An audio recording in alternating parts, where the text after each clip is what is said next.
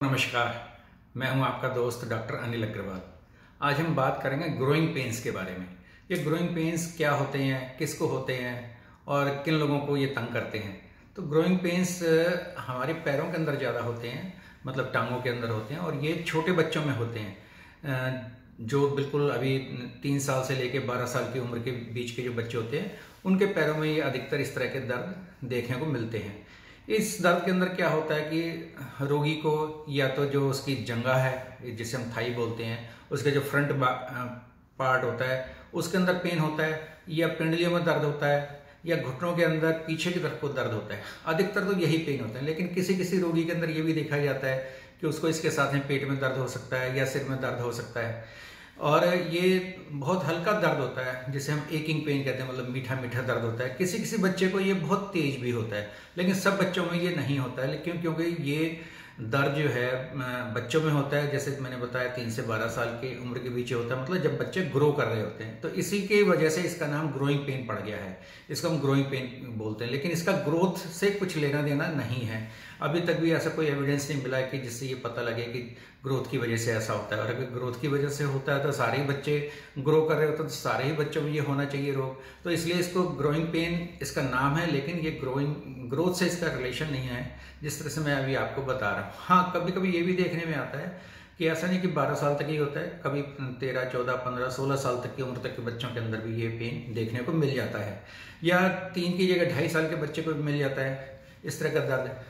अभी मेरे पास कोई सज्जन बैठे हुए, तो वो इसके ऊपर ही बात कर रहे थे मेरे से। फिर कहने लगे जी, एक बच्चा था उसका, तो केले उसकी मम्मी ने खिलाए तो वो ठीक हो गया।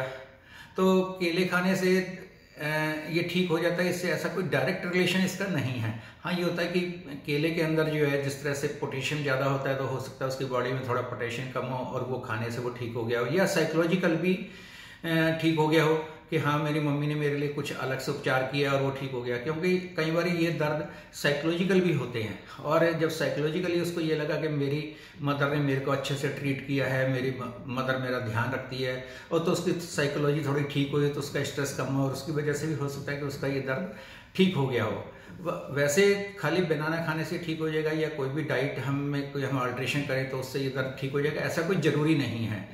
और कई बार और इसके लिए हमें कोई ज़्यादा इलाज करवाने की भी आवश्यकता नहीं होती है, और कोई इसका स्पेसिफिक कोई ऐसे इलाज भी नहीं होता है। और इसके अंदर रोगी का कोई ब्लड टेस्ट या एक्सरे वगैरह की भी आवश्यकता नहीं होती है। हाँ, अगर ये बार बार हो रहा है, लगातार हो रहा है, तो आप अपने डॉक्टर को दिखा सकते हैं, जिससे कि वो देख सके कि कोई और अन्य कारण तो नहीं है कि मान लीजिए पैर के अंदर कोई फोड़ा ही हो रहा हो, जो ऊपर से ना दिखाई दे रहा हो, जिसकी वजह से पेन आता हो, या कोई कहीं पर सूजन आई हुई है, या खाली रेडनेस हो रही है जिसकी वजह से ऐसा हो रहा है, या उसकी किसी वजह से कोई मसल पुल हो गई है, जिसे हम क्रैम्प कहते हैं, वो हो गया हो, आ गया हो, तो उसकी वजह से भी हो सकता है। तो उस वक्त फिर डॉक्टर को दिखाना चाहिए। तो डॉक्टर देख के बता देगा कि इसके अंदर इस तरह की कोई दिक्कत वाली बात नहीं है, तो फिर आपको कोई इसके अंदर ज़्यादा परेशान होने वाली बात नहीं है।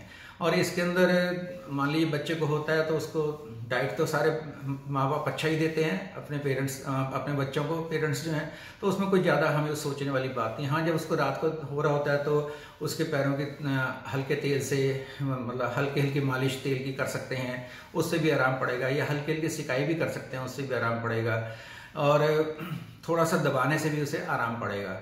और अगर फिर भी नहीं होता है, तो कभी कोई पेन किलर भी डॉक्टर लोग दे देते हैं, उसका भी इस्तेमाल किया जा सकता है, लेकिन पेन किलर ज़्यादा बच्चों को नहीं देनी चाहिए। हाँ, होम्योपैथी के अंदर इसके अंदर बहुत ही अच्छी 2-3 दवाइयाँ हैं, जिसके प्रयोग से ये दर्द ठीक हो जाते हैं। सबसे पहली है इसके अंदर एसिड फॉस्फोरिकम, इसके प्रयोग से भी ये ग्रोइंग पेन ठीक हो जाते हैं। दूसरी एक दवाई है गोएकम, और उसके प्रयोग से भी ये दर्द ठीक हो जाते हैं। तीसरी एक दवाई है रस्टॉक्स, अगर रस्टॉक्स दिया जाए तो उससे भी ये रोग ठीक हो जाता है। तो इसलिए ज़्यादा चिंता वाली बात नहीं। हाँ, और ये साधारणतया दोनों ही पैरों में रोगी के दर्द होता है, किसी किसी के एक पैर में भी हो सकता है, तब भी कोई ऐसी कोई खास बात नहीं है।